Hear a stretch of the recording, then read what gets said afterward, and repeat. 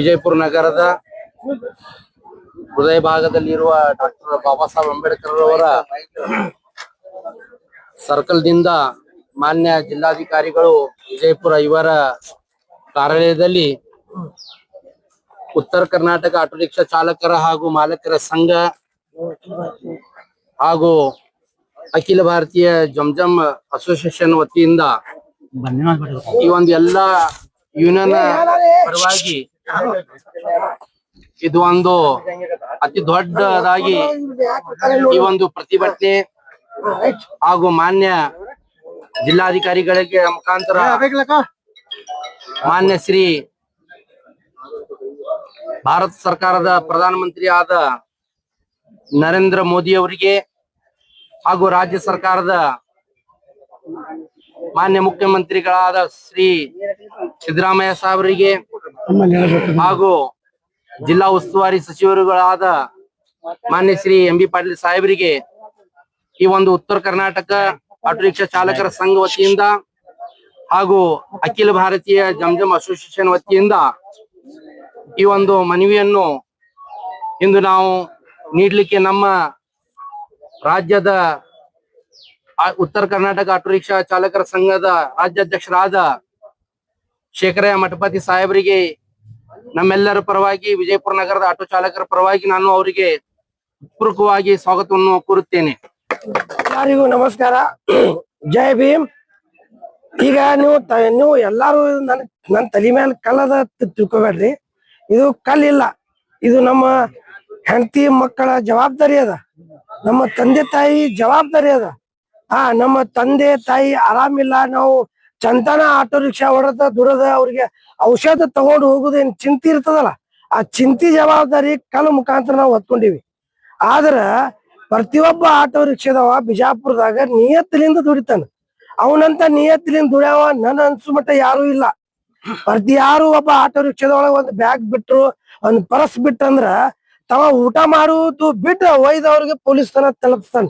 ಇದು ಯಾರ್ದದ ಒಯ್ದು ಕೊಡ್ರಿ ಅಂತೇಳಿ ಇಟ್ಟು ಎಲ್ಲಾ ನಿಯತ್ತಿಲಿಂದ ನಾವು ದುಡಿಯಾಕತ್ರು ನಮಗೆ ರೈಟ್ಸ್ ಆಫ್ ಇಕ್ವಾಲಿಟಿ ಯಾಕೆ ಸಿಗ್ತಾ ಇಲ್ಲ ಬಿಜಾಪುರ ನಗರದಾಗ?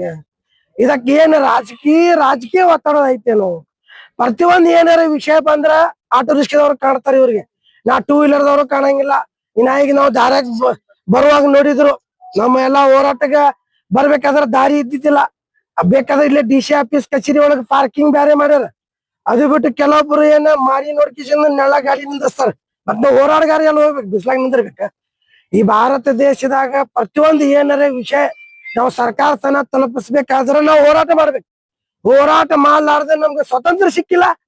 ಇದು ಏನ್ ಸಿಗ್ತದ ಹೇಳ್ರಿ? ಈಗ ಬಿಜಾಪುರ ನಗರದಲ್ಲಿ 12,500 ಆಟೋ ರಿಕ್ಷಾ ಅದಾವ್. 12,500 ರಿಕ್ಷಾದವ್ರದ್ದು ಕುಟುಂಬ ಮಾನ ಮರ್ಯಾದೆ ಇಟ್ಕೊಂಡವ್ರು ಆರಾಮಾಗಿ ದುಡಿಲಾಕತ್ತಾರ, ಹೆಂಡತಿ ಮಕ್ಕಳ ಜೀವನ ಸಾಕ್ಲಾಕತ್ತಾರ. ಆದ್ರೆ ಇವ್ರು ಜಿಲ್ಲಾ ಅಧಿಕಾರಿಗೆ, ಆಡಳಿತದವ್ರಿಗೆ, ಜಿಲ್ಲಾ SP ಸಾಹೇಬ್ರಿಗೆ ಮತ್ ಇದು ಕಣ್ಣಿಗೆ ಬರಾಕತ್ತಿಲ್ಲ. ಡಿಸ್ಟ್ರಿಕ್ಟ್ ಅಡ್ಮಿನಿಸ್ಟ್ರೇಷನ್ ಜಿಲ್ಲಾ ಅಧಿಕಾರಿನೇ ಇವ್ರ ಮುಖಾಂತರ ಅವ್ರಿಗೆ ಡೀಸೆಲ್ದವ್ರಿಗೆ ಮತ್ ಗ್ಯಾಸ್ದವ್ರಿಗೆ ಲೈಸೆನ್ಸ್ ಕೊಡ್ತಾರ. ಇವ್ರಿಗೆ ಗೊತ್ತಾಗಂಗಿಲ್ಲ. ಫುಡ್ ಆಫೀಸರ್ ಫುಡ್ ಇಡೀ ಇಲ್ಲೇ ಅದಾರ, ಇವ್ರಿಗೆ ಗೊತ್ತಾಗಿಲ್ಲ. ಇವ್ರಿಗೆ ಆರ್ಡರ್ ಇಲ್ಲ. 55 ರೂಪಾಯಿ ಇದ್ದಿದ್ದು ಗ್ಯಾಸು ಈಗ 130 ಮಾಡ್ಲಾಕತ್ತಾರ ಇವ್ರು. ಈ ರೀತಿ ಇವ್ರು ದಬ್ಬಾಣಿಗೆ ಮಾಡ್ತಾರ, ದಾದಾಗಿರಿ ಮಾಡ್ತಾರ. ತುಮ್ಕೋ ಇಲ್ಲದ ಹೋಗ್ಬಿಡು ಅಂತಾರ. ಏನ್ ಇವ್ರದ್ದು ಅಪ್ಪಂದ್ ರಾಜಕೀಯ? ಈಗ ನೋಡ್ರಿ, ಪ್ರಧಾನಿ ನರೇಂದ್ರ ಮೋದಿ 70 ವರ್ಷ ಆದ್ರೂ ಇಷ್ಟು ಮಜಾಕ್ ಯಾವ ಪ್ರಧಾನಿ ಮಂತ್ರಿದು ಆಗಿಲ್ಲ ಇಲ್ಲೂ ತನಕ. ಈ ಪ್ರಧಾನಿ ನರೇಂದ್ರ ಮೋದಿ ಅವ್ರ ಜನರು ಮಜಾಕ್ ಮಾಡತ್ತಾರ. ಪ್ರತಿಯೊಂದು ವಿಷಯಕ್ಕೆ ಬರೀ ಲೈನ್ದಾಗ ಹಚ್ಚಾರ. ಅವ್ರು ನೋಟ್ ಬಂದಿ ಮಾಡಿದ್ರು, ಲೈನ್ದಾಗ ಹಚ್ಚಿದ್ರು. कोरोना मारी, लॉकडाउन मारी, थाली बजाओ बोले, लाइट बोले. अभी नोट बंदी बोले, थाली बजाओ बोले, अभी और दूसरा लॉकडाउन बोले. तो ये डीजल क्या भारत देश के अंदर एक 4-5 महीने का भी स्टॉक नहीं है. फिर बोलते हैं हमारे पास मिसाइल है, न्यूक्लियर बॉम्ब है. जब एक गरीब ऑटो रिक्शा वाले को गैस पंप में गैस अवेलेबल नहीं कर रहे हैं, तो ये 140 करोड़ जनता को क्या संभालते हैं? ये हमारा पूरे बिजापुर नगर के जो 12,500 ऑटो रिक्शा वाले, अभी यहाँ पर तुम्हें देख सकते हैं 100 या 200 500 ऑटो रिक्शा वाले आएंगे, हमें उनका भी स्वागत करते हैं. जो 12,000 ऑटो वाले नहीं है, उन्होंने हमारे भाई है, उनका भी हम स्वागत करते हैं. हमें किसी निकाल को शर्त नहीं इसके अंदर. और हमारी रिक्वेस्ट क्या आती है, हर बार तुम्हें फोन लगाते हैं कि हमने ट्रैफिक वाले पकड़े, हमने किरकिर कर रहे हैं, हमने लगाने नहीं दे रहे। तो ऐसे इन्हों हमारे अध्यक्ष धारवाड़ से हैं, हमें बीजापुर से जो है, हमें भी तुम्हारे असर होराट कर रहे हैं। तो एक गुट कहीं को नहीं होते तुम्हें, जब तक तुम्हें एक गुट नहीं होते तब तक तुम्हें राइट्स ऑफ इक्वालिटी नहीं मिलती। हमें बीजापुर पुलिस डिपार्टमेंट के विरुद्ध नहीं है, हमें उनको साकार करने की पूरी कोशिश कर रहे हैं। लेकिन क्या बोलते हैं ट्रैफिक वाले, खाली बीजापुर ऑटो वाले की तरफ से ट्रैफिक भी और वन वे कर रखे। एक बात है, अभी आप एमपी एमएलए को चुनकर किस लिए लाते हैं सर, पत्थर ढोने के लिए? सर वो पत्र हमारी जिम्मेदारी दिखा रहे हैं, हमें देखो इस जिम्मेदारी में तुमने पत्र दिख रहा है, हमने हमारे जोरू बच्चे की परेशानी दिख रही है इसके अंदर। तो सर उनकी क्या जवाबदारी है जिनको आपने वोट डाल अच्छे दिन आए तो अच्छे दिन आए, ये जो अच्छे दिन है सर पर पत्थर ढोना? सर को पत्थर ढोने के अच्छे दिन, अब गैस छोड़ने का, चूल्हा लगाने का, चूल्हे पकाने का, अब ये अच्छे दिन। क्या उनकी क्या जवाबदारी है? बीजापुर में एलपीजी गैस सिलेंडर को लेकर घर में सिलेंडर नहीं है, उस पर भी लोग परेशान है। फिर उसके बाद में ऑटो पंप बंद होने के बाद में ऑटो चालक पूरे परेशान है। तो फिर शासक की क्या जवाबदारी है, उस्तुवारी मंत्री की क्या जवाबदारी है, एमपी की क्या जवाबदारी है, जिला आडಳಿತ पर क्या कर रही है काम? अगर जितने लोग इसके जिम्मेदार हैं, अगर हमें बोलने को बैठे, देखो यहाँ का प्राइम मिनिस्टर रेजिग्नेशन देना, सीएम इस्तीफा देना, डीसीएम इस्तीफा देना, उस्तुवारी मंत्री इस्तीफा देना, और यहाँ का जो स्मार्ट सिटी सिंगापुर बने तो नगर शासक उन्हें तो पहला ही देना का सब। तो इन्हों हर बात पे बोलता सिंगापुर बने से, सिंगापुर में ऐसा नहीं मिलते कि पूछो, मुझे मालूम नहीं सिंगापुर में ऑटो नहीं है, कारा चलते हैं। ये गरीब देश है, गरीब गाँव है हमारा बीजापुर। ಈ ಬಿಜಾಪುರ ನಗರ ಅಂದ್ರೆ ಸೂಫಿ ಸಂತರ ನಾಡು, ಈ ಬಸವನ ನಾಡು। ಈ ಬಸವನ ನಾಡಿನಲ್ಲಿ ಇಲ್ಲಿ ಆಟೋ ರಿಕ್ಷಾದವ್ರಿಗೆ ಇಟ್ಟು ತ್ರಾಸ ಐತಂದ್ರ ಈ ಎಲ್ಲಾ MP MLA ಉಸ್ತುವಾರಿ ಮಿನಿಸ್ಟರ್ಗೆ ನಾಚಿಕೆ ಆಗ್ಬೇಕು। ಇದು ಕಲ್ಲ ಅಂತ ತಿಳ್ಕೊಬೇಡ್ರಿ, ಇದ್ರಾಗ ಸ್ವಲ್ಪ ನೀವು ಕಣ್ಣು ತೆರೆದು ನೋಡ್ರಿ, ಇದು ಜಿಮ್ಮೆದಾರಿ ಅದ ನಮ್ಮ ಹೆಂಡತಿ ಮಕ್ಕಳದು। ಇನ್ನೊಂದು, ಶಾಸಕರು ಇಲ್ಲಿ ಪಕ್ಕದ ಜಿಲ್ಲೆ ಆ ಎಲೆಕ್ಷನ್ ನಡೀತದೆ, ಅಲ್ಲೇ ಹೋಗಿ ಬಿಜೆಪಿ ಪರವಾಗಿ ಅವ್ರು ಪ್ರಚಾರ ಮಾಡ್ತಾ ಇದ್ದಾರೆ। ಇಲ್ಲಿಂದ ಜನ, ನಗರಿಂದ ಜನ ಪರೇಶಾನ್ ಇದ್ದಾರೆ, ಗ್ಯಾಸ್ ಇಲ್ಲ, ಮನ್ಯಾಗ ಅಡಿಗೆ ಆಗ್ತಾ ಇಲ್ಲ, ಅವ್ರಿಗೆ ಚಿಂತೆ ಇಲ್ಲ, ಏನ್ ಅವ್ರಿಗೆ ಗೊತ್ತಿಲ್ಲ, ಅವ್ರೇನ್ ಕಣ್ಣು ಮುಚ್ಚಿಬಿಡ್ತಾರೆ। ನೋಡ್ರಿ ಎಲ್ಲಾರ್ಗೆ ಬಹಿರಂಗಾಗಿ ಗೊತ್ತದ, ಬಿಜಾಪುರ ನಗರದಲ್ಲಿ ಕಾಂಗ್ರೆಸ್ ಬಿಜೆಪಿ ಹೊಂದಾಣಿಕೆ ರಾಜಕೀಯ ಮಾಡತ್ತದತ್ರಿ। ಈಗ ನಮ್ಮ ಪರಿಸ್ಥಿತಿ ಏನ್ ಬಂದಂದ್ರ, ನಮ್ ಮನ್ಯಾಗ ಅಡಿಗೆ ಮಾಡ್ಲಾಕ ಒಲಿ ಇದು ಇಲ್ಲ, LPG ಗ್ಯಾಸ್ ಸಿಗ್ತಾ ಇಲ್ಲ, ನಾವು ದುಡೋದ ಮನಿ ಸಂಸಾರ ನಡೆಸಬೇಕಂದ್ರೆ ಆಟೋ ಗ್ಯಾಸ್ ಸಿಗ್ತಾ ಇಲ್ಲ। ಈ ನಿಮ್ ಮಾಧ್ಯಮ ಮುಖಾಂತರ ನಾವು ರಾಜ್ಯ ಸರ್ಕಾರಕ್ಕೆ, ಕೇಂದ್ರ ಸರ್ಕಾರಕ್ಕೆ ಮನಿ ಮಾಡ್ಕೊಳತ್ತೀವಿ, ಇದೇ ರೀತಿ ನೀವು ರೇಟ್ ಹೆಚ್ಚು ಮಾಡ್ಕೊತಿದ್ರ ಪ್ರತಿಯೊಂದು ಆಟೋ ರಿಕ್ಷಾದವ್ರಿಗೆ 15,000ದಿಂದ 20,000 ರೂಪಾಯಿ ತಿಂಗಳ ನೀವು ಕೊಡ್ಬೇಕಾಗ್ತದ। ಇಲ್ಲ ಅಂದ್ರೆ ನಾವು ಬರೋ ದಿವಸ ಒಳಗ ನೀವು ಬರೀ 500 ಜನ ನೀವು ತಿಳ್ಕೊಂಡಿರ್ಬೋದು। ಈಗ ನಾವು ಎಲ್ಲಾರ್ಗೆ ಅವೇರ್ನೆಸ್ ಬರ್ತದ, ಎಲ್ಲಾ 12,500 ಜನ ನಾವು DC ಆಫೀಸ್ ಕಚೇರಿಗೆ ಮುಖ್ಯ ಆಗ್ತೀವಿ, ಇಲ್ಲ DC ಆಫೀಸ್ ಕಚೇರಿಗೆ ನಾವು ಚಾವಿ ಹಾಕ್ಬಿಡ್ತೀವಿ, ಬೇಡ ಅಡಿಲಿತಿ ಬೇಡ ನಮ್ಗೆ। ಬರೀ ಗ್ಯಾಸ್, LPG ಗ್ಯಾಸ್ ಸಿಲಿಂಡರ್ ಈಗ ತೊಂದರೆ ನೋಡೋದಲ್ಲ, ಬರೀ ಕೇಂದ್ರ ಸರ್ಕಾರ ಅಷ್ಟೇ ಜವಾಬ್ದಾರಿ, ರಾಜ್ಯ ಸರ್ಕಾರ ಜವಾಬ್ದಾರಿ ಏನು ಹೊಡೆಯಲ್ಲ? ಕೇಂದ್ರ ಸರ್ಕಾರಕ್ಕೆ ಫಂಡ್ ಕೊಟ್ಟಿದ್ಮೇಲೆ ಕೇಂದ್ರ ಸರ್ಕಾರ ಹಾಸ್ತದಲ್ರಿ। ಎಲ್ಲಾರು ಬಿಜೆಪಿ ಸರ್ಕಾರ ಇದ್ದಾಗ 40% ಹಾಕ್ತಿದ್ರು, ಈ ಕಾಂಗ್ರೆಸ್ ಸರ್ಕಾರದಾಗ 60% ತಿನ್ನತ್ತಾರ ಇವ್ರು। ಈ ಬಡವ್ರು ಮಂದಿ ಸಾಯಿಲಾಗತ್ತಾರ ಇದ್ರ। ನಿಮ್ ಮಾಧ್ಯಮ ಮುಖಾಂತರ ನಾವು ಎಲ್ಲಾ CM ಅವ್ರಿಗೆ, ಪ್ರೈಮ್ ಮಿನಿಸ್ಟರ್ ನರೇಂದ್ರ ಮೋದಿಜಿ ಅವರಿಗೆ ಮನವಿ ಮಾಡ್ಕೋತೀವಿ, ಅಲ್ಲಿ ಯುದ್ಧ ನಡೀಲಾಗತ್ತಂದ್ರ ಅದು ನೀವು ನಮ್ಗೆ ಹೇಳಕ್ ಹೋಗ್ಬೇಡ್ರಿ, ಅದು ಒಂದೇ ಅದ ಹಾಡ, ಯುದ್ಧ ನಡೀಲಾಗತ್ತದ, ಗ್ಯಾಸ್ ಬರಾಗತ್ತಿಲ್ಲ, ಮತ್ ಹ್ಯಾಂಗ ನೀವು ಸರ್ಕಾರ ನಡೆಸ್ತಿದ್ರಿ, 1 ವರ್ಷ ಇಷ್ಟ ಹಾಕಿಲ್ಲ। ಅದಕ್ಕೇನದ ನಾವು ನಿಮ್ಮ ಮಾಧ್ಯಮ ಮುಖಾಂತರ ಮನವಿ ಮಾಡ್ಕೊಳತ್ತೀವಿ, ಎಲ್ಲಾರ್ಗೆ ನೀವು ಸಹಕಾರ ಮಾಡ್ರಿ। ಪ್ರತಿಯೊಂದ ಗ್ಯಾಸಿನ ಪಂಪ್ LPG ಆಗ್ಲಿ, CNG ಆಗ್ಲಿ, ಮೊದಲ ಏನ್ ರೇಟ್ ತಗೋತಿದ್ರಲ್ಲ 55 ರೂಪಾಯಿ ಅಷ್ಟೇ ಮಾಡ್ಬೇಕು, ಇಲ್ಲ ಅಂದ್ರೆ ಹುಡುಕಿ ಡಿಫ್ರೆಂಟ್ ಅಮೌಂಟ್ ಅದನ್ನ ಸರ್ಕಾರ ಕೊಡ್ಬೇಕು, ಆಟೋದವ್ರು ಕೊಡಂಗಿಲ್ಲ। ಯಾವಾಗ ಚಾಲು ಆಗ್ತಾವ? ಮತ್ ಗ್ಯಾಸೇ ಬರಾಕತ್ತೆ, ಅದಕ್ಕೆ ನೀವು ಚಾಲು ಮಾಡ್ರಿಪ್ಪ ಅಂತ ಕಾಲ ಹೊತ್ಕೊಂಡ್ ನಿಂತೀವ್ರಿ। ಚಾಲು ಆಗಾನ ಮತ್ತ ರೇಟ್ ಡಿಸೈಡ್ ಅದು ಇಲ್ಲ, ಚಾಲು ಮಾಡೋಕ್ಕಿಂತ ಮೊದಲ ಅವ್ರದ್ದು ರೇಟೇ ಎಷ್ಟಿತ್ತು ಅಷ್ಟೇ ಕೊಡ್ಬೇಕು, ಆಟೋ ರಿಕ್ಷಾದವ್ರು ಕೂಡ ಅವ್ರು ಹೆಚ್ಚಿಗೆ ಕೊಡಕ್ ಆಗಂಗಿಲ್ಲ। ಜಿಲ್ಲಾ ಆಡಳಿತ ಅವ್ರನ್ನ ಕರೆದು ಈಗ ನೋಡ್ರಿ, ಕೇಂದ್ರ ಸರ್ಕಾರ, ನಮ್ಮ ಕರ್ನಾಟಕ ರಾಜ್ಯ ಸರ್ಕಾರ 5 ಗ್ಯಾರಂಟಿ ಕೊಡತ್ತ, ಯಾರಿಗ್ ಬೇಕಾಗಿದ್ರಪ್ಪ 5 ಗ್ಯಾರಂಟಿ? ಯಾರು ಕೇಳಿದ್ರು ಅವ್ರಿಗೆ?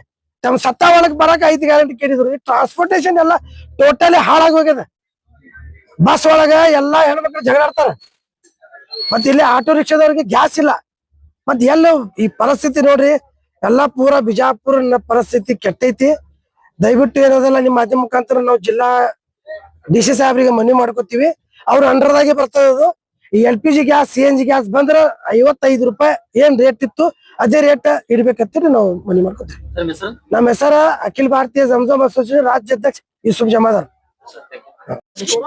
ಸರ್, ಇವತ್ತಿನ ದಿವಸ ಸಾವಿರಾರು ಜನ ಆಟೋ ರಿಕ್ಷಾ ಕರ್ಕೊಂಡಿರ್ತೇವೆ. DC ಆಫೀಸ್ ಕಲ್ಲನ್ನು ಹೊತ್ಕೊಂಡ್ ಬಂದಿರಲ್ಲ, ಯಾಕೆ ಸರ್, ಏನ್ ಸಮಸ್ಯೆ ಆಗೈತಿ? ಇವತ್ತು ಯಾವುದೇ ದೇಶದಲ್ಲಿ ನಡೀತಾ ಇರುವಂತ ವಿದ್ದು, ಈ ವಿದ್ದನ್ನ ಮುಂದಿಟ್ಟುಕೊಂಡು ಕೇಂದ್ರ ಮತ್ತು ರಾಜ್ಯ ಸರ್ಕಾರ ಏನ್ ಹೇಳ್ತಾ ಇದೆ ಅಂದ್ರೆ, ಈ 34ನೇ ದಿನಕ್ಕೆ LPG, CNG, ಪೆಟ್ರೋಲ್, ಡೀಸೆಲ್, ಮನೆ ಬಳಕೆ ಅಂತ ವಸ್ತುಗಳನ್ನ ದೇಶದಲ್ಲಿ, ರಾಜ್ಯದಲ್ಲಿ ಯಾವುದೇ ರೀತಿ ಕೊರತೆ ಇಲ್ಲ ತರ ನಿಭಾಯಿಸ್ತೀವಿ ಅಂತ ಕೇಂದ್ರನು ಹೇಳ್ತದ. ಇಲ್ಲಿ ಕರ್ನಾಟಕದ ಆಹಾರ ಖಾತೆ ಸಚಿವರು ಕೂಡ ಹೇಳ್ತಾ ಇದ್ದಾರೆ. ಇವತ್ತು ನಾನೊಂದು ಗಮನಕ್ಕೆ ಯಾಕೆ ತರ್ತಾ ಇದ್ದೀವಿ ಅಂದ್ರೆ, ಯಾವುದೇ ಜಿಲ್ಲೆಯಲ್ಲಿ ಕಾರವಾರ ಇರ್ಬೋದು, ಬೆಳಗಾವಿ ಇರ್ಬೋದು, ಬಿಜಾಪುರ ಇರ್ಬೋದು, ಬಾಗಲಕೋಟೆ ಇರ್ಬೋದು, ಗದಗ ಇರ್ಬೋದು, ಹಾವೇರಿ ಇರ್ಬೋದು, ಗುಲ್ಬರ್ಗ ಇರ್ಬೋದು, ರಾಯಚೂರು ಇರ್ಬೋದು, ಪ್ರತಿಯೊಂದು ಜಿಲ್ಲೆಯಲ್ಲಿ ಗಂಡು ಬೆಟ್ಟಿನ ಉತ್ತರ ಕರ್ನಾಟಕ ಆಟೋ ರಿಕ್ಷಾ ಚಾಲಕರ ಸಂಘಟನೆ ಕೆಲಸ ಮಾಡ್ತಾ ಇದೆ. ಆದ್ರೆ ಇವತ್ತು ಇದೇ ವಿದ್ದನ್ನ ಮುಂದಿಟ್ಟುಕೊಂಡು LPG ಪಂಪ್ ಮಾಲೀಕರು ಉತ್ತರ ಕರ್ನಾಟಕದಟ್ಟು 2,75,000 ರಿಕ್ಷಾ ಚಾಲಕರನ್ನ ಹಗಲ ದರೋಡೆ ಮಾಡ್ತಿದ್ದಾರೆ.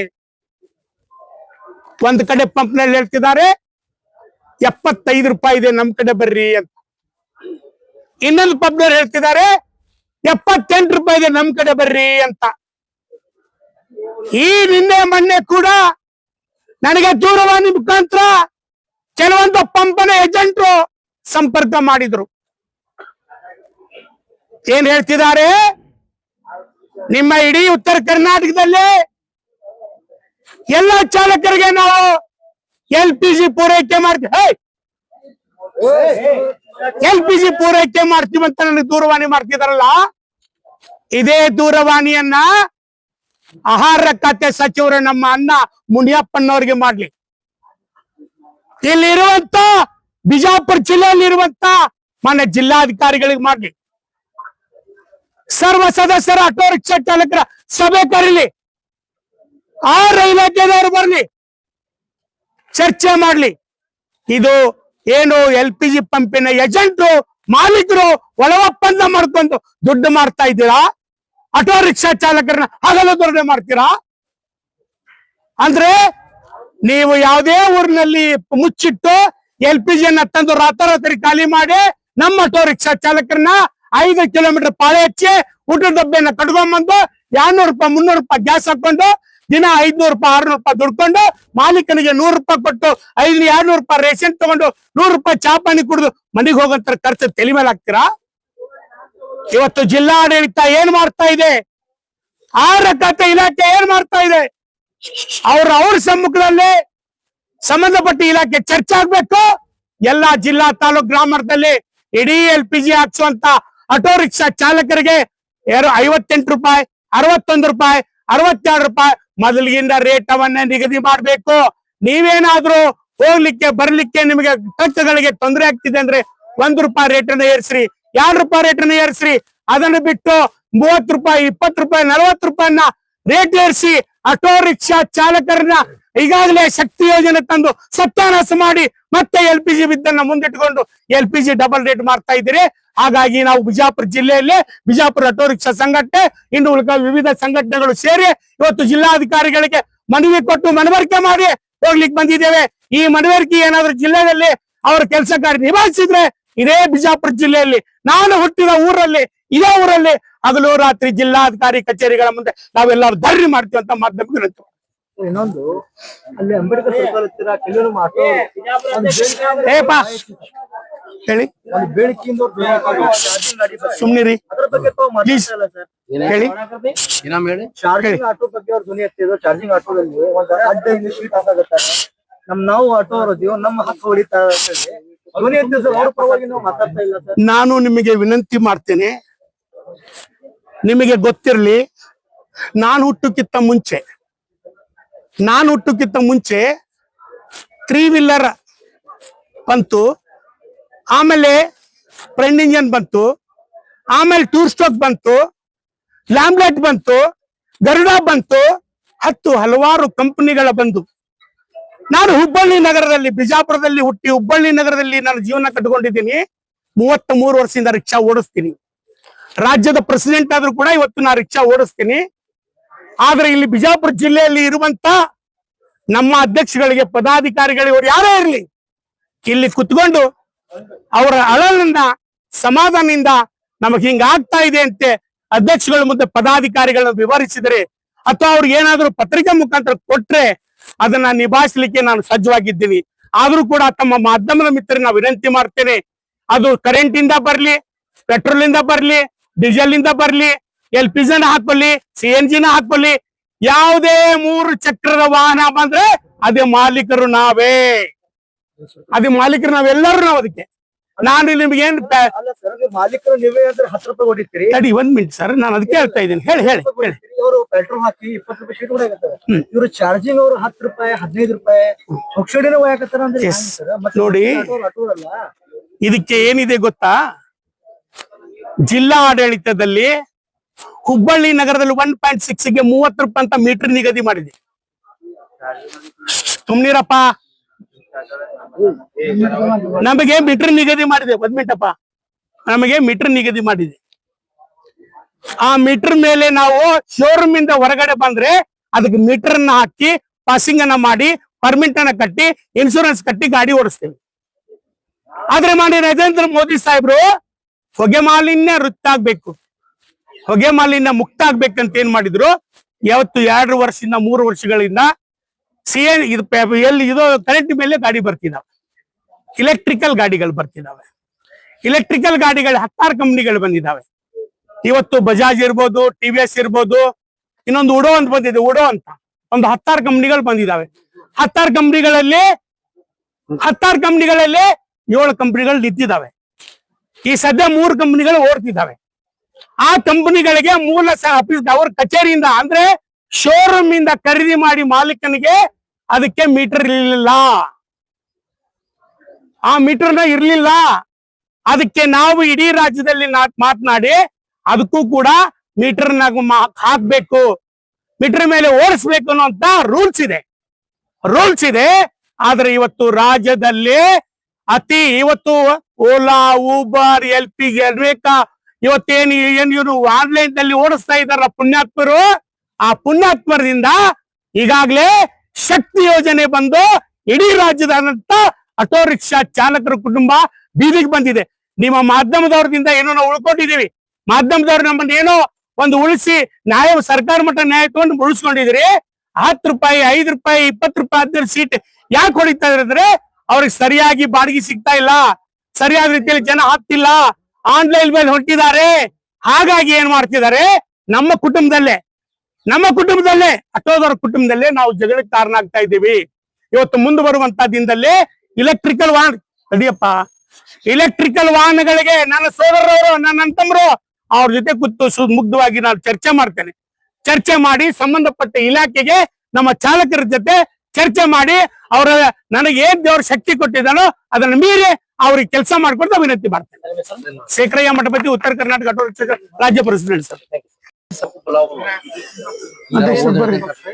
ಸರಿಯಪ್ಪ ಸಾಹೇಬ್ರ, LPG CNG ಗ್ಯಾಸ್ ಒಳಗ ನಿಮ್ಗೆ ಇಂಟಿಮೇಶನ್ ಬಂದದೇನ್ರಿ ರೇಟ್ ಹೆಚ್ಚು ಮಾಡತ್ತೀರಿ? ನೀವು ಅವ್ರಿಗೆ ಪರ್ಮಿಷನ್ ಕೊಟ್ರಿ? ಹೇಳಿ ಅದೇನ ಫಸ್ಟ್ ಉತ್ತರ ಕೊಡ್ರಲ್ಲ. ಹೇಳ್ತೀನಿ.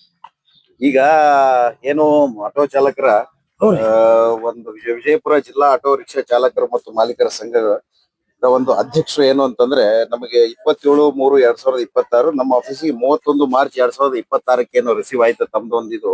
ನಮ್ಮ ಬೇಡಿಕೆ ಏನಿತ್ತು ಅಂದ್ರೆ, ಮಾನ್ಯ ಜಿಲ್ಲಾಧಿಕಾರಿಗಳಲ್ಲಿ ನಮ್ಮ ಒಂದು ಜಿಲ್ಲೆಯಲ್ಲಿ 4 LPG ಗ್ಯಾಸ್ ಪಂಪ್ಗಳು ಏನು ಅಂತಂದ್ರೆ ಇದಾವೆ. ಬಟ್ ಈ ಪಂಪ್ನಲ್ಲಿ ಗ್ಯಾಸ್ ಸಿಗುತ್ತಾ ಇದೆ, ಬಟ್ ಆಟೋ ಚಾಲಕರಿಗೆ ತುಂಬಾ ತೊಂದರೆ ಉಂಟಾಗಿದೆ. 4 ಪಂಪ್ಗಳಲ್ಲಿ ನಿರಂತರವಾಗಿ LPG ಗ್ಯಾಸ್ ಕಡಿಮೆ ದರದಲ್ಲಿ ಸಿಗುವ ವ್ಯವಸ್ಥೆ ಮಾಡಿಕೊಳ್ಳಲು ವಿನಂತಿ ಅನ್ನೋದ್ರ ಬಗ್ಗೆ ತಾವು ಒಂದು ಮನವಿಯನ್ನು ಮಾಡಿಕೊಂಡಿದ್ರಿ. ಸೊ ಆದ ಕಾರಣ ಏನು ಅಂತಂದ್ರೆ, ನಾವು LPG ಪಂಪ್ ಮಾಲೀಕರು, ನಮ್ಮ ಒಂದು ವಿಜಯಪುರ ಜಿಲ್ಲಾ ವ್ಯಾಪ್ತಿಯಲ್ಲಿ ಏನು ಅಂತಂದ್ರೆ 4 LPG ಡೀಲರ್ಸ್ ಇದ್ದಾರೆ. ಸೊ ಅವ್ರದ್ದೆಲ್ಲ ಮೀಟಿಂಗ್ ಅನ್ನು ಕೂಡ ನಾವು ಕರೆದಿದ್ವಿ. ಓಕೆ, ಸೊ ಈ ತಾವು ಹೇಳಿದ ಪ್ರಕಾರ ನಮ್ಮ ಜಿಲ್ಲೆಯಲ್ಲಿ ಸುಮಾರು 7358 ಆಟೋ ಇದಾವೆ ನಮ್ಮ ಒಂದು ವಿಜಯಪುರ ಸಿಟಿಯಲ್ಲಿ. ಆರ್ಟಿ ಅವ್ರಲಿಂದ ಮಾಹಿತಿ ತಗೊಂಡೆ ಈಗ. ಸೊ ಎಲೆಕ್ಟ್ರಿಕ್ ಒಂದು 1100 ಇದಾವೆ ಅಂಡ್ CNG 2400 ಇದಾವೆ ಅಂಡ್ ಪೆಟ್ರೋಲ್ ಕಮ್ LPG ಅದೇನು ಹೈಬ್ರಿಡ್ ಏನಿದಾವಲ್ಲ ಅದು 3858 ಆಟೋಗಳಿದಾವೆ. ಈಗ ನಾವು ನಮ್ಮ ಒಂದು 5 ಸ್ಟೇಷನ್ಸ್ ಅಂದ್ರೆ 4 LPG 1 CNG 5 ಮಾಲೀಕರ ಒಂದು ಸಭೆಯನ್ನು ಕೂಡ ಕರೆದಿದ್ವಿ. ಸೊ ಅದರಲ್ಲಿ ಏನು ಅಂತಂದ್ರೆ ಈ 4 LPG ಒಂದನೇದು ಏನು ಅಂತಂದ್ರೆ ಗೋ ಗ್ಯಾಸ್, ಎರಡನೇದು ಇಂಡಿಯನ್ LPG ಅಂಡ್ ಮೂರನೇದು IOCL ಅಂಡ್ ನಾಲ್ಕನೇದು ಪ್ರೈಮ್ ಫ್ಯೂಯಲ್ ಅನ್ನೋದು ಒಂದು LPG and CNG AG and pay ಏನಿದೆಯಲ್ಲ ಇದ್ರದ್ದು ಒಂದು ಸಭೆಯನ್ನು ಕೂಡ ಕರೆದಿದ್ವಿ. ಬಟ್ ತಾವು ಹೇಳಿದ ಪ್ರಕಾರ ಈ ಒಂದು ರೇಟ್ ಅಲ್ಲಿ ಏನಿದೆಯಲ್ಲ ವ್ಯತ್ಯಾಸ ಅಂತ ಹೇಳ್ತಾ ಇದ್ರಲ್ಲ, ನಾನು ಅದನ್ನು ಕೂಡ ಕೇಳಿದೀನಿ. ಮತ್ತೆ ಅವ್ರ ಹತ್ರಲ್ಲಿರೋ ಸಫಿಶಿಯಂಟ್ ಸ್ಟಾಕ್ ಇದೆಯಾ ಇಲ್ಲ ಅನ್ನೋದ್ರ ಬಗ್ಗೆ ಅಂಡ್ ಅವ್ರದ್ದು ಎಷ್ಟು ಡೈಲಿ ಕನ್ಸಂಪ್ಷನ್ ಇದೆ ಅಂದ್ರೆ ನಿಮ್ಮಿಂದ ಎಷ್ಟು ಅವ್ರಿಗೆ ಡಿಮ್ಯಾಂಡ್ ಇದೆ ಅಂಡ್ ಈಗ ಎಷ್ಟು ಸಪ್ಲೈ ಆಗ್ತಾ ಇದೆ ಅನ್ನೋದ್ರ ಕೂಡ ಮಾಹಿತಿಯನ್ನು ತೆಗೆದುಕೊಂಡಿದ್ದೀನಿ. ಆ ಮಾಹಿತಿಯ ಜೊತೆಗೆ ನಾನು ಅವರ ಒಂದು ಸೇಲ್ಸ್ ಮ್ಯಾನೇಜರ್ ಯಾರಿದಾರಲ್ಲ ಹೆಡ್ ಅವ್ರಿಗೆ ಕೂಡ ಮಾತಾಡಿದ್ದೀನಿ. ಮತ್ತು ಇಲ್ಲಿ ಒಂದು ನಮ್ಮ ಒಂದು ತಮ್ಮ ಏನು ಮನವಿ ಇತ್ತು ಆಟೋ ಚಾಲಕರ ಸಂಘದ ಒಂದು ಅಧ್ಯಕ್ಷರದ ಅಂಡ್ ಎಲ್ಲ ಸದಸ್ಯರದ ಒಂದು ಏನು ಮನವಿ ಇತ್ತು, ಆ ಮನವಿ ಕೂಡ ನಾನು ಅವರಿಗೆ ಹೇಳಿದೀನಿ. ಈ ರೀತಿಯಾಗಿ ವೇರಿಯೇಷನ್ ಇಂದ ಪ್ರೈಸಿಂಗ್ ಯಾಕೆ ಆಗ್ತಾ ಇದೆ ಏನು ಅನ್ನೋದ್ರ ಬಗ್ಗೆ. ಸೊ ಇದು ಒಂದು ಗಮನ ಏನಿದೆಯಲ್ಲ ನಮ್ಮ ಮಾನ್ಯ ಜಿಲ್ಲಾಧಿಕಾರಿಗಳ ಮೂಲಕ ನಮ್ಮ ಫುಡ್ ಕಮಿಷನರಿಗೆ ಕೂಡ ಇದು ಒಂದು ಮಾಹಿತಿಯನ್ನು ನಾನು ಕಳಿಸ್ಕೊಡ್ತೀನಿ. ಯಾಕಂದ್ರೆ ತಾವು ಹೇಳಿದ ಪ್ರಕಾರ ಗೋ ಗ್ಯಾಸ್ ಏನಿದೆಯಲ್ಲ 80 ರೂಪಾಯಿ ಇದೆ ಅಂಡ್ ಇಂಡಿಯನ್ 99 ಇದೆ, IOCL 85 ರೂಪಾಯಿ ಇದೆ, ಪ್ರೈಮ್ ಫ್ಯೂಯಲ್ 92 ರುಪೀಸ್ ಇದೆ. ಅದ್ರ ಸುಮಾರು ನಾವು ಅರ್ಜಿ ಕೊಟ್ಟು ಎರಡು ದಿವಸ ಆಯ್ತು ಅಂದ್ರೆ ಯಾವಾಗ ಹೇಳ್ತಾ ಇದ್ದೀನಿ. 31 ಮಾರ್ಚ್ 2026 ರಿಸೀವ್ ಆಗಿದೆ. 2ನೇ ತಾರೀಕಿಗೆ ನಾ ಸಂಬಂಧಪಟ್ಟವರಿಗೆ ಕೂಡ ಮಾನ್ಯ ಜಿಲ್ಲಾಧಿಕಾರಿಗಳು ಬರೆದು ಈ ಒಂದು ಏನಿದೆಲ್ಲ ಸಮಸ್ಯೆಗಳು ಏನಿದೆಯಲ್ಲ ಅದನ್ನ ಬಗೆಹರಿಸಲಿಕ್ಕೆ ಅಂತ ಹೇಳಿ ನೆಕ್ಸ್ಟ್ ಡೇನೆ ಏನಿದೆಯಲ್ಲ ಈ ರೀತಿಯಾಗಿ ವೇರಿಯೇಷನ್ ಆಗ್ತಾ ಇರೋದ್ರ ಬಗ್ಗೆ ನಾನು ಸಂಬಂಧಪಟ್ಟ ಮೇಲಾಧಿಕಾರಿಗಳು ಮಾಲಕರಷ್ಟೇ ಅಲ್ಲ, ಯಾಕಂದ್ರೆ ಇದೇನಾಗುತ್ತೆ ಮೇಲಿಂದ ಏನ್ ಪ್ರೈಸ್ ಬರ್ತದೆ ಪ್ರೈವೇಟ್ಸ್ ಇವೆಲ್ಲ go gas, prime fuel and Indian LPG. So ಇವ್ರು ಅಲ್ಲಿಂದ ಏನ್ ರೇಟ್ ಫಿಕ್ಸ್ ಆಗಿ ಬರ್ತದೆ ಆ ಡೇಟ್ ಆಗಿರ್ಬೋದು, ಆ ಅವರ್ಲಿ ಆಗಿರ್ಬೋದು, ಅದನ್ನಷ್ಟೇ ಅವ್ರು ಸಪ್ಲೈ ಮಾಡ್ತಾ ಇದೀನಿ ಸರ್ ಅಂತ ಬಗ್ಗೆ ಮಾತಾಡಿ ಹೇಳಿದಾಗ ನಾವು ಸಂಬಂಧಪಟ್ಟ ಈ ಸೇಲ್ಸ್ ಆಫೀಸರ್ಗೆ ಮತ್ತು ಹೈಯರ್ ಅಪ್ಸ್ ಅವ್ರದ್ದು ಯಾರಿದ್ದಾರೆ ಮೋಸ್ಟ್ಲಿ ಟೆರಿಟೋರಿಯಲ್ ಮ್ಯಾನೇಜರ್ ಅವ್ರು ಯಾರು ಇರ್ತಾರೋ ಅವ್ರಿಗೆ ಕೂಡ ರೀಚ್ ಔಟ್ ಮಾಡ್ಲಿಕ್ಕೆ ನಾವು ಪ್ರಯತ್ನ ಮಾಡ್ತೀವಿ. ಈ ಒಂದು ವಿಷಯವನ್ನು ಮಾನ್ಯ ಜಿಲ್ಲಾಧಿಕಾರಿಗಳನ್ನು ಕೂಡ ತೆಗೆದುಕೊಂಡು ಬಂದಿದ್ವಿ. ಮಾನ್ಯ ಜಿಲ್ಲಾಧಿಕಾರಿಗಳು ಕೂಡ ಸಂಬಂಧಪಟ್ಟ ಹೈಯರ್ ಅಪ್ಸ್ ಯಾರು ಇರ್ತಾರೆ, ಸ್ಟೇಟ್ ಲೆವೆಲ್ ಅಲ್ಲಿ ಯಾರು ಇರ್ತಾರೆ ಇದ್ರದ್ದು ಪ್ರೈವೇಟ್ ಅದ್ರದ್ದು ಹೆಡ್ಸ್ ಕೂಡ ಮಾತಾಡಿ ಅಥವಾ ಅವ್ರು ಕೂಡ ಒಂದು ಲೆಟರ್ ಮುಖಾಂತರ ಅವ್ರಿಗೆ ಕೂಡ ಇದ್ರ ಬಗ್ಗೆ ಗಮನವನ್ನು ತೆಗೆದುಕೊಂಡು ಸೊ ಏನೋದಲ್ಲ ತಮ್ದೇನಿದೆಲ್ಲ ಬೇಡಿಕೆಯನ್ನ ಅದನ್ನ ಆದಷ್ಟು ಬೇಗ ಈಡೇರಿಸುವ ಒಂದು ವ್ಯವಸ್ಥೆಯನ್ನು ನಾವು ಮಾಡ್ತೀವಿ. ನಿಮ್ಮ ಹೋರಾಟಗಳಲ್ಲಿ 35 ದಿನದಲ್ಲಿ ಉತ್ತರ ಕರ್ನಾಟಕದಂತ ಎಲ್ಲಾ ಜಿಲ್ಲಾ ತಾಲೂಕು ಗ್ರಾಮದಲ್ಲಿ ಫುಡ್ ಅಧಿಕಾರಿಗಳಿಗೆ ಜಿಲ್ಲಾಧಿಕಾರಿಗಳಿಗೆ ಮನವಿ ಕೊಟ್ಟಿವಿ ನಾವು. ನೀವು ಮನವಿ ಕೊಟ್ಟು ನೀವು ಹೇಳ್ತಾ ಇದ್ದೀರಿ, ಜಿಲ್ಲಾಧಿಕಾರಿ ಕೂಡ ಹೇಳ್ತಿದ್ದಾರೆ ಅದು ಪ್ರೈವೇಟ್ ನಮ್ಗೆ ಏನ್ ಮಾಡ್ಲಿಕ್ಕೆ ಬರಲ್ಲ ಅಂತ ಹೇಳ್ತಿದ್ರಿ. ಕೇಂದ್ರ ಮತ್ತು ರಾಜ್ಯ ಸರ್ಕಾರದಲ್ಲಿ ಗಮನಕ್ಕಿಲ್ಲದ ಪ್ರೈವೇಟ್ ಮಾಡ್ತಿದಾರ ಅವರು, ಪಂಪ್ನವ್ರು ಪ್ರೈವೇಟ್ ಮಾಡ್ತಿದಾರ? ಅಲ್ಲ ಸರ್ ನಾನು ಉತ್ತರ ಕೊಡಿ. ನಾನೇನ್ ಕೇಳ್ತಾ ಇದ್ದೀನಿ, ಅವ್ರೇನ್ ಮಾಡ್ತಿದಾರಲ್ಲ ಈಗ 4 ದಿನದ ಹೊತ್ತಾಯ್ತೇನಪ್ಪ ಹುಬ್ಳಿ ಬಿಜಾಪುರದಲ್ಲಿ ಬಂದಾಗಿ ನೀವ್ ಹೇಳ್ತಾ ಇದ್ದೀರಿ 80 ರೂಪಾಯಿ 85 ರೂಪಾಯಿ ಮಾರ್ತಿದಾರೆ ತಾವ್ ಹೇಳಿದ್ರಿ. ಸರ್ ನಮ್ದು ವಿನಂತಿ ಇದೆ ತಮ್ಗೆ, ಇವತ್ತು ಬಿಜಾಪುರ ಜಿಲ್ಲೆಯಲ್ಲಿ 4 ದಿಂದ 5 ದಿನ ಹೊತ್ತಾಯ್ತು LPG ಪಂಪ್ ಆಗಿ ಬಂದಾಗಿ, ಹೌದಾ? ನೀವು ಅಧಿಕಾರಿಗಳು ಏನಾದ್ರು ಪಂಪ್ಗಳ ಮೇಲೆ ಕ್ರಮ ತಗೊಳ್ಳೋದಾಗ್ಲಿ ಅಥವಾ ಇತ್ತ ಬರೋದಾಗ್ಲಿ ತಗೊಳ್ಳೋದಾಗ್ಲಿ ಕೂಡ ಹೇಳಿದ್ರ ನೀವು? ಮತ್ತೆ ಪಂಪ್ ಯಾಕೆ ಬಂದಾಗಿದಾವೆ? ಅದೇ ಸರ್ ಮುನಿಯಪ್ಪ ಸಾಹೇಬ್ರು ಪದೇ ಹೊಯ್ಕೋತಿದಾರೆ ಅಲ್ಲಿ ಮಾಧ್ಯಮದಲ್ಲಿ, ನಿಮ್ಗೆ ಏನು ಕೊರತೆ ಆಗಲ್ಲ, ಏನ್ ತೊಂದರೆ ಇಲ್ಲ, ಎಲ್ಲಾ ಸಹಕಾರ ಕೊಡ್ತೀವಿ, ಎಲ್ಲಾ ಕೊಡಿಸ್ತೀವಿ, ಮಾಡ್ತೀವಿ ಅಂತ ಅವ್ರು ಕೂಡ ಹೇಳ್ತಾ ಇದ್ರೆ ಅಧಿಕಾರಿಗಳು ಏನ್ ಮಾಡ್ತಾ ಇದ್ರಿ ಮತ್ತೆ ಹೇಳಿ? ಸಫಿಶಿಯಂಟ್ ಗೋ ಗ್ಯಾಸ್ ಏನಿದೆಯಲ್ಲ 27ನೇ ತಾರೀಕಿಗೆ ಸ್ಟಾಪ್ ಆಗಿದೆ, ಹೌದಾ?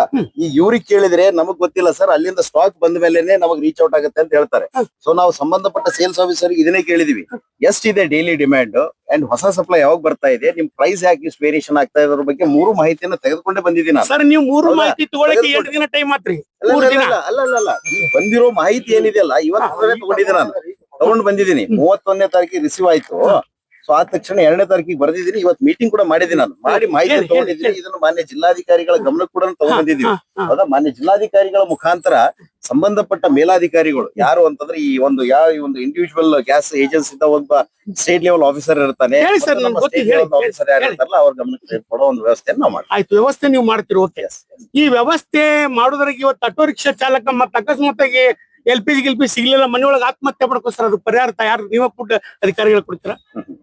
ಸತ್ರಿ ಅವ್ರ ಮನೇಲಿ LPG ಸಿಕ್ಕಿಲ್ಲ, ನನ್ನ ಹೆಂಡತಿ ಮಕ್ಕಳಿಗೆಲ್ಲ ನಾನ್ ನಿಮ್ಗೆ ಅಳಲನ್ನ ಕೇಳ್ತಾ ಇದ್ದೀನಿ, ನನ್ನ ಆಟೋ ರಿಕ್ಷಾ ಚಾಲಕರ ಅಳಲ ಕೇಳ್ತಾ ಇದ್ದೀನಿ. ಇವತ್ತು LPG ಸಿಗ್ತಾ ಇಲ್ಲ, ಸರಿಯಾದ ರೀತಿ ನನಗೆ ಊಟ ಸಿಗ್ತಾ ಇಲ್ಲ, ನನ್ನ ಮಕ್ಕಳಿಗೆ ಏನ್ ಅನ್ನ ಸಿಗ್ತಿಲ್ಲ ಅಂತಂದ್ರೆ ಅಕಸ್ಮಾತ್ ಆಗಿ ಅವನೇನೋ ಆಟೋ ರಿಕ್ಷಾ ಸಾಲ ಸೋಲ ಮಾಡಿ ಆಟೋ ತಗೊಂಡಿರ್ತಾನೆ. ಇವತ್ತು ಲಕ್ಷ ರೂಪಾಯಿ ದುಡ್ಡು ಹಾಕಿ ಆಟೋ ತಗೊಂಡಿರ್ತಾನೆ. ಅವ್ನಿಗೆ ಒಂದಿನ ದುಡ್ಲಿಕ್ಕೆ ನಿಂತ್ರೆ ಮಣಿತನ ನಿಲ್ತದೆ. ಹಂಗಾಗಿ ಅಕಸ್ಮಾತ್ ಆಗಿ ಆಟೋ ರಿಕ್ಷಾ ಚಾಲಕರು ಆಟೋ ಚಾಲಕರಿಗೆ ಕುಟುಂಬದವ್ರು ಏನಾದ್ರು ಆತ್ಮಹತ್ಯೆ ಮಾಡ್ಕೊಂಡ್ರೆ ಅದಕ್ಕೆ ನೀವು ಪರಿಹಾರ ಕೊಡ್ಲಿಕ್ಕೆ ಇದೆಯಾ ಸರ್? ಅದಕ್ಕೆ ಕೇಳ್ತಾ ಇದ್ದೀನಿ ಸರ್, ನಂದು ವಿನಂತಿ ಇದೆ ತಾವು ನನ್ನ ಹತ್ರ. ಎಲ್ಲಾ ಆಟೋ ಚಾಲಕರ ಒಬ್ಬರ ಯಾರು ಚಾಲಕರಾಗಿರ್ಬೋದು ಅಥವಾ ಸಂಬಂಧಪಟ್ಟವರಾಗಿರ್ಬೋದು ಬಹಳಷ್ಟು ಕಳಕಳಿ ಇದೆ. ಯಾಕಂದ್ರೆ ಇದು ಸುಮಾರು ನಿರಂತರವಾಗಿ ಆಗಿರುವಂತದ್ದಲ್ಲ. ಈಗೆಲ್ಲ ಗೊತ್ತಿದೆ ಯಾವ ರೀತಿಯಾಗಿ ನಮಗೆಲ್ಲ ಶಾರ್ಟೇಜಸ್ ಇದಾವ ಅನ್ನೋದ್ರ ಬಗ್ಗೆ. ಈಗ ಸುಮಾರು ಏನು ಅಂತಂದ್ರೆ ಆಟೋ LPG ನಾನು ಕೂಡ ಸುಮಾರು ಒಂದು ವಾರದಿಂದನೂ ಕೂಡ 27ನೇ ತಾರೀಕಿನಿಂದಂತೂ ನಮ್ಮ ಒಂದು ವಿಜಯಪುರ ಜಿಲ್ಲೆಯಲ್ಲಿ ಶಾರ್ಟೇಜ್ ಇಶ್ಯೂ ಇರೋದಂತೂ ಗೊತ್ತಿದೆ. ಸುಮಾರು 6-7 ದಿನ ಆಯ್ತು ಈಗ ಕಂಟಿನ್ಯೂಸ್ ಆಗಿ ಟಚ್ ಅಲ್ಲಿ ಇದೀವಿ. ಬಟ್ ಏನಂತಂದ್ರೆ ಈಗ ಬೆಲ್ಗಾಮ್ ಅಲ್ಲಿ ಲೋಡ್ ಇದೆ ಅಂತೆ. ಸೊ ನಾಳೆ ಅಥವಾ ನಾಡ್ದೊಳಗಡೆ ರೀಚ್ ಆಗತ್ತೆ ಅನ್ನೋ ಒಂದು ಮಾತುಗಳು ಕೂಡ ಕೇಳಿ ಬಂದಿದಾವೆ. ನಾವು ಕೂಡ ಕಂಟಿನ್ಯೂಸ್ ಫಾಲೋ ಅಪ್ ನಲ್ಲಿ ಇದೀವಿ. ಮತ್ತೆ ಇನ್ನೊಂದೇನು ಅಂತಂದ್ರೆ ಎಲ್ಲಾ ನಮ್ಮ ಚಾಲಕರು ನಮಗೂ ಕೂಡ ಈ ಒಂದು ಸ್ಥಿತಿಗಳು ಗೊತ್ತಿದೆ. ಯಾಕಂದ್ರೆ ಒಂದು ದಿನ ಕೆಲಸ ನಿಂತು ಹೋಯ್ತು ಅಂತಂದ್ರೆ ಯಾವ ರೀತಿಯಾಗಿ ಕಷ್ಟದಲ್ಲಿ ಇರ್ತಾವ ಕುಟುಂಬ, ಅದೆಲ್ಲ ಕೂಡ ಕಳಕಳಿಯಲ್ಲಿ ಇದೆ. ಅಂತದ್ರಾಗ ನಿಮಗೆ ಸುಮಾರು ಒಂದು 6-7 ದಿನದ ಗಟ್ಲೆ ನಿಮ್ಗೆ ಕೆಲಸ ಅಥವಾ ನಿಮ್ದೊಂದು ಕಾರ್ಯ ಇರ್ಲಿಲ್ಲ ಅಂತಂದ್ರೆ ನಿಜವಾಗಿ ಇದಾಗ್ತದೆ. ಬಟ್ ಏನು ಅಂತಂದ್ರೆ ನಾವು ಅಧಿಕಾರಿಗಳಾಗಿ ಮತ್ತು ನಮ್ಮ ಮಾನ್ಯ ಜಿಲ್ಲಾಧಿಕಾರಿಗಳಾಗಿರ್ಬೋದು ಎಲ್ಲರೂ ಕೂಡ ಇದ್ರ ಬಗ್ಗೆ ಡೇ ಟು ಡೇ ಬೇಸಿಸ್ ಮೇಲೆ, ಯಾಕಂದ್ರೆ ನಮಗೆ ಲಾಸ್ಟ್ ಒಂದು 20-25 ದಿನದಲ್ಲಿ ನಮ್ಮ ಮತ್ತು ಮಾನ್ಯ ಜಿಲ್ಲಾಧಿಕಾರಿಗಳು ಇದು ಚರ್ಚೆ ಕೂಡ ಮಾಡ್ತಾ ಇದ್ದೀವಿ. ಯಾಕಂದ್ರೆ ನಮ್ಮ ಈ ಸಿಲಿಂಡರ್ಸ್ ಇಶ್ಯೂ ಆಗಿರ್ಬೋದು, ಪೆಟ್ರೋಲ್ ಬಂಕ್ ದಲ್ಲಿ ಆಗಿರ್ಬೋದು, LPG ಇಶ್ಯೂ ಆಗಿರ್ಬೋದು, ನಿರಂತರವಾಗಿ ನಾವು ಸಂಬಂಧಪಟ್ಟ ಅಧಿಕಾರಿಗಳ ಜೊತೆ ವರ್ಚುವಲ್ ಮೀಟಿಂಗ್ ಮಾಡ್ತಾನೆ ಇದೀವಿ. ಬಟ್ ಇವತ್ತು ಏನು ಅಂತಂದ್ರೆ ನಾವು ಎಲ್ಲಾ ಮೇಲ್ಮಟ್ಟದ ಅಧಿಕಾರಿಗಳು ಕೂಡ ಮಾತಾಡಿದೀವಿ. ಬಟ್ ಏನೇ ಆಗಿದ್ರು ಕೂಡ ಒಂದು ಸಪ್ಲೈ ಈ ಕಡೆ ಬರ್ತಾ ಇದೆ ಅಂತಂದ್ರೆ ಬಿಜಾಪುರಿಗೆ ಎಷ್ಟು ಬರ್ತಾ ಇದೆ ಮತ್ತು ಎಷ್ಟು ಡಿಮ್ಯಾಂಡ್ ಫುಲ್ಫಿಲ್ ಮಾಡ್ಬೇಕನ್ನೋದ್ರ ಬಗ್ಗೆ ಕೂಡ ನಾನೇ ಖುದ್ದಾಗಿ ಎಲ್ಲಾ ಮೇಲಾಧಿಕಾರಿಗಳಿಗೆ ಕೂಡ ಮಾತಾಡಿದ್ದೀನಿ. ಆದಷ್ಟು ಬೇಗ ಏನು ಅಂತಂದ್ರೆ ಈ ಒಂದು ಏನಿದೆ LPG ಶಾರ್ಟೇಜ್ ಏನಿದೆಲ್ಲ ಅದು ನಿರಂತರವಾಗಿ ಏನು ಅಂತಂದ್ರೆ ಸಪ್ಲೈ ಆಗೋ ರೀತಿಯಲ್ಲಿ ಮಾನ್ಯ ಜಿಲ್ಲಾಧಿಕಾರಿಗಳು ಕೂಡ ಗಮನ ವಹಿಸ್ತಾರೆ. ಎಲ್ಲಾ ನಮ್ಮ ಚಾಲಕದ ಒಂದು ಎಲ್ಲಾ ಚಾಲಕರಿಗೆ ಕೂಡ ಮನವಿ ಮಾಡ್ಕೊಳ್ತಾ ಇದ್ದೀನಿ. ಇನ್ನೂ ಒಂದು 2 ದಿನ ಬೈ ಮಂಡೇ ಏನು ಅಂತಂದ್ರೆ ಒಂದು 2 ಸ್ಟೇಷನ್ಸ್ ಅಂತೂ ಫುಲ್ ಫ್ಲೆಜ್ ಸ್ಟಾರ್ಟ್ ಆಗ್ತವೆ. ಇಂಡಿಯನ್ LPG ಮತ್ತು ಇದು ಇವತ್ತು 50 ಸ್ಟಾಕ್ ಬರ್ತಾ ಇದೆ ಇವತ್ತು ಸಾಯಂಕಾಲ ಅನ್ನೋಷ್ಟಿಗೆ. ಪ್ರೈಮ್ ಫ್ಯೂಯಲ್ ಏನಿದೆಯಲ್ಲ ಜಿಲ್ಲಾಧಿಕಾರಿಗಳು ಬರ್ಲಿ. ಈ ಮನವಿ ನೀವ್ ಹೇಳ್ತಾ ಇದ್ರಿ, ಈಗ ನಾವು ಮೇಲ್ಪಟ್ಟ ಸಂಬಂಧಪಟ್ಟ ಅಧಿಕಾರಿಗಳು ಚರ್ಚೆ ಮಾಡ್ತಾ ಇದ್ದೀವಿ ಅಂತ ಹೇಳಿದ್ರಿ. ಆಮೇಲೆ ಎಲ್ಲಾ ಜೊತೆ ಆಟೋ ಚಾಲಕರ ಜೊತೆ ನಾವು ದೂರವಾಣಿ ಸಂಪರ್ಕದಲ್ಲಿದ್ದೀವಿ, ನನ್ನ ಜೊತೆ ಮಾತಾಡಿದ್ರಂತ ಕೂಡ ಹೇಳಿದ್ರಿ. ಈಗ ಆಟೋ ಚಾಲಕರು ನಮ್ಮ LPG ಪಂಪ್ನವರು ನಿಮಗೆ ಮನವಿ ಕೊಟ್ಟಿದ್ದಾರೆ, ಮನವರಿಕೆ ನನಗೂ ಹೇಳ್ತಾ ಇದ್ದಾರೆ, ಮಾತಾಡ್ತೀನಿ ಹೇಳಿದ್ರಿ ನೀವು ಅಲ್ವಾ? ನೀವು ಆಟೋ ರಿಕ್ಷಾ ಚಾಲಕರ ಹೋರಾಟ ಇರ್ಬೋದು, ಜಮ್ ಹೋರಾಟದ ರಾಜ್ಯಾಧ್ಯಕ್ಷ ಇರ್ಬೋದು, ಇಲ್ಲಿ ನಾವು ನಿಮಗೆ ಮನವಿ ಕೊಡ್ಲಿಕ್ಕೆ ಬಂದಿದೀವಿ. ಒಂದೇ ನಿಮ್ ಮುನಿಯಪ್ಪ ಸಾಹೇಬ್ರು ಬೆಂಗಳೂರಲ್ಲಿ ಕೂತ್ಕೊಂಡು ಅಲೋ ಅಂದ್ರೆ LPG ಬಂದು ತಾನ ಬಿದ್ದಿರ್ತೈತೆ ಅಲ್ಲಿ ಅಲ್ವಾ ಸರ್? ಅದಕ್ಕೆ ನೀವು ಬಡ ಆಟೋ ರಿಕ್ಷಾ ಚಾಲಕರು ಈಗಾಗಲೇ ಬೀದಿಗೆ ಬಿದ್ದೀವಿ.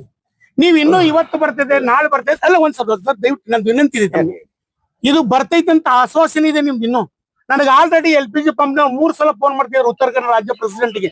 ಸರ್ ನೀವು ಹ್ಞೂ ಅಂದ್ರೆ ಹೇಳ್ರಿ, ಇವತ್ತು ರಾತ್ರಿ ತರಿಸ್ತೀವಿ, ನೀವು ಅಂದ್ರೆ ಹೇಳ್ರಿ ರಾತ್ರಿ ತರಿಸ್ತೀವಿ ಅಂದ್ರೆ ನಾನು ಮಿನಿಸ್ಟ್ರು ಅಥವಾ ನಾನು ಏನ್ ಬೇರೆ ಏನ್ರು, ನಾನೊಬ್ಬ ಸಾಮಾನ್ಯ ಆಟೋ ರಿಕ್ಷಾ ಚಾಲಕ. ನಮ್ ಜೊತೆ ಇಷ್ಟೊಂದು ಹೊಂದಾಣಿಕೆ ಮಾಡ್ತಿದ್ದಾರೆ. ನೀವು ಒಂದೇ ಒಂದು ಫೋನ್ ಮಾಡಿದ್ರೆ ಯಾಕೆ ಬಂದ್ ಬೀಳಲ್ಲ ಅದು ಹೇಳಿ ನೋಡೋಣ ಸರ್. ಸಂಬಂಧಪಟ್ಟ ಇಲಾಖೆ ಅದೇ ಸರ್, ನೀವೇ ಸಂಬಂಧಪಟ್ಟ ಇಲಾಖೆ ಅಲ್ವಾ? ಮೇಲ್ಗಡೆ ಇರಂತ ನಾನು ಕೂಡ ಸರ್ ಅದೇ ಮಾತಾಡಿ ಸರ್. ನೀವು ನಿಮ್ ಕೇಳಕ್ ರೈಟ್ಸ್ ಇಲ್ವಾ? ಅದನ್ನೇ ಕೇಳಿದೀನಿ. ಬೆಲ್ಗಾಮ್ ಇಂದ ಬರ್ತಾ ಇದೆ ಸರ್. ಅದ್ ಎಂತ ಬೆಳಗವ್ರಿ ಸರ್. ನಾನ್ ಬೇಕಾದ್ರೆ ನನ್ನ ತಾಯನ್ ಮಾಡಿ ಹೇಳ್ತೀನಿ, ಒಂದ್ ತಾಸ್ ನನಗೆ ಹುಬ್ಳಿ ಒಳಗೆ ಸಿಗರೇಟ್ ಅಲ್ಲಿಗೆ ನಮ್ಮ ಮಕ್ಕಳು ಬೇನಲ್ಲ. ನಾನು ಯಾಕೆ ಹೇಳಿ ಗೊತ್ತಾ? ನಮ್ಮ ಕಡೆಯಿಂದ ದುಡ್ಡು ಹೊಡಿಬೇಕನ್ನೋ ಪ್ಲಾನ್ ಮಾಡ್ತಿದಾರ ಅವರು. ನೀವು ಅಧಿಕಾರ ಹೇಳಾಕ್ತಿರಿ, ರೈಟ್ಸ್ ತಗೋರವ್ರಿಗೆ ಯಾಕೆ ಬಿಡಲ್ಲ? ಮಗನೇ ತಂದಾಗ್ತಾ ಲೈಸೆನ್ಸ್ ಕ್ಯಾನ್ಸಲ್ ಮಾಡ್ಲಿಕ್ಕೆ ಕೇಳ್ರಿ ನೋಡೋಣ. ಯಾಕೆ ತರಲ್ಲ ಅವ್ರು ನೋಡೋಣ ಸರ್. ದಯವಿಟ್ಟು ವಿನಂತಿ ಇದೆ ಸರ್. ಯಾಕೆ ನಿಮಗೆ ಇದು ಮಾತು ಹೇಳ್ತಾ ಇದ್ರೆ 4-5 ದಿನದ ಹೊತ್ತ ಸರ್, ಒಂದೊಂದು ಹೊತ್ತು ಊಟ ಮಾಡಿ ಮನಗ್ತಾ ಇದಾರೆ ನಮ್ಮ ರಿಕ್ಷಾ ಚಾಲಕರು. ನಾನು ಅದನ್ನ ದಯವಿಟ್ಟು ನಾವು ಹುಬ್ಳಿಯಿಂದ ಬಂದಿದ್ದೀನಿ, ದಯವಿಟ್ಟು ನಾವು ವಿನಂತಿ ಇದೆ ಸರ್. ನನ್ಗೆ ಯಾಕೆ ಅದನ್ನ ಹಂಗ್ ಮಾಡ್ತೀರಿ ಸರ್? ಯಾಕೆ ಅವ್ರು ಹಂಗ್ ಮಾಡ್ತಿದಾರೆ ನಮ್ಗೆ? ಒಂದ್ ರೇಟ್ ಏನಿದೆ ಫಿಕ್ಸ್ ಮಾಡ್ಲಿ, ರೇಟ್ ಬೋರ್ಡ್ ಹಾಕ್ಲಿ. ಯಾಕೆ ರಾತ್ರಿ ಒಂದ್ ಕೂಡಲೇ 100 ರೂಪಾಯಿ ಬೇಕು ಜೊತೆಗೆ ಒಬ್ಬ ಅನ್ನೋದು, 85 ರೂಪಾಯಿ ಆಯ್ತು ನೋಡ ಒಬ್ಬ ಬೀಳೋದು. ಏನ್ ಸರ್ ಇದು? ಏನ್ ಅದ್ರಲ್ಲಿ ಏನಂತಾರಲ್ಲ, ಹೊಲ ಎದ್ದು ಬೇಲಿ ಎದ್ದು ಹೊಲ ಮೇಯ್ತಾರ, ಹಂಗಾಗಿದೆ ಪರಿಸ್ಥಿತಿ ಸರ್. ದಯವಿಟ್ಟು ವಿನಂತಿ. ಮಾನ್ಯ ಜಿಲ್ಲಾಧಿಕಾರಿಗಳು ವಿಜಯಪುರ ಜಿಲ್ಲೆ ವಿಜಯಪುರ ಇವರ ಮುಖಾಂತರ ವಿಷಯ LPG ಪೆಟ್ರೋಲ್ ದರ ಕಡಿಮೆ ಮಾಡುವಂತೆ ಮನವಿ. ಈ ಮೇಲ್ಕಾಣಿಸಿದ ವಿಷಯ ಸಂಬಂಧಿಸುವಂತೆ ಉತ್ತರ ಕರ್ನಾಟಕ ಆಟೋ ರಿಕ್ಷಾ ಚಾಲಕರ ಸಂಘವು ತಮ್ಮಲ್ಲಿ ವಿನಂತಿಸಿಕೊಳ್ಳುವುದೇನೆಂದರೆ, ಈಗಾಗಲೇ ವಿವಿಧ ಬೆಲೆ ಏರಿಕೆಯಿಂದ ಹಸ್ತಾಂತರ ನೀಡಬೇಕಾಗಿ ವಿನಂತಿ ಮಾಡ್ತಾರೆ. ಸರಿ ಕಟ್ ನೋಡ್ರಿ ಸರ್. ಆಯ್ತು ಸರಿ ಕಟ್ ನೋಡಿ. जागीरदार काय